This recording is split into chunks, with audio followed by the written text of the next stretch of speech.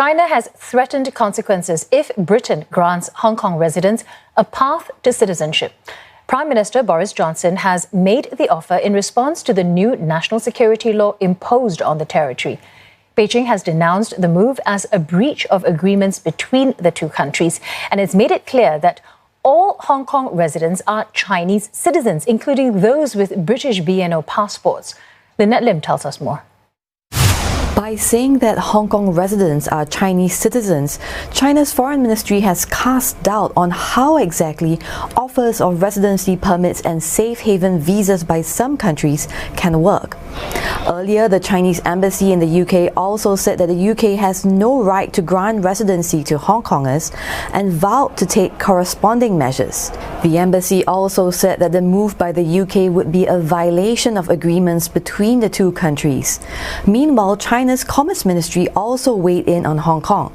In a weekly press briefing, it said it firmly opposes the sanctions unilaterally imposed by the US on Hong Kong, and that Beijing will continue to study the introduction of the sanctions against Hong Kong and put in place policies and measures to support Hong Kong in developing the economy and improving livelihoods. Lynette Lim, CNA, Shanghai.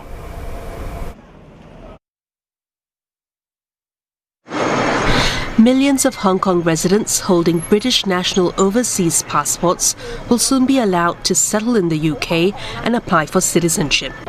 The arrangement comes after China's top legislature enacted its controversial security law in Hong Kong.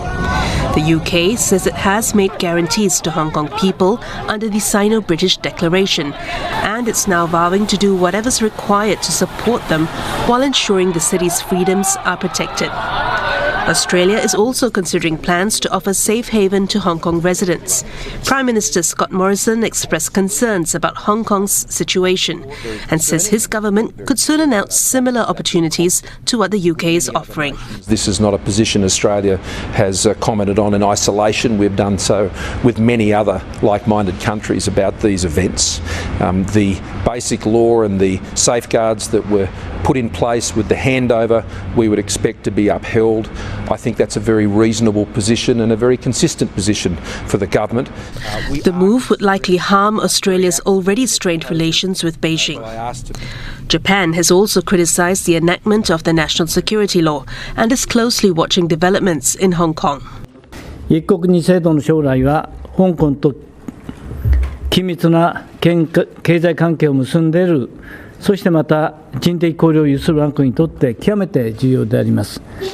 Taiwan, which shares deep anti-China sentiment with Hong Kong protesters, has opened an office to handle cases of people fleeing the city. It says it's already received 180 inquiries from Hong Kong residents. Over in the US, a bill to offer sanctuary to Hong Kong residents has received widespread bipartisan support. American lawmakers are also expected to pass a law that will impose tough sanctions on Chinese officials. And they will be primarily